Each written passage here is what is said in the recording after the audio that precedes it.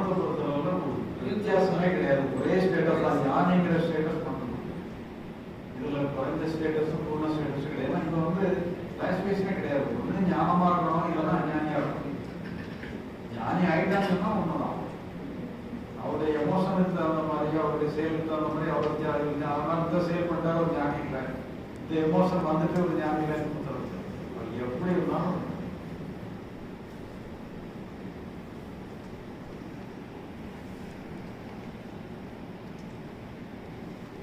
இன்னும் ஞானம் அடைய வேண்டியவங்க யாராவது பாக்கியிருக்கீங்களா?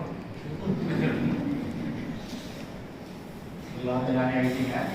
நீங்கள் அனைவரும் ஞானி என்று அங்கீகரிக்கிறோம். நீங்கள் ஞானியாக ஒருத்தர் நம்ப வேண்டியதுதான்.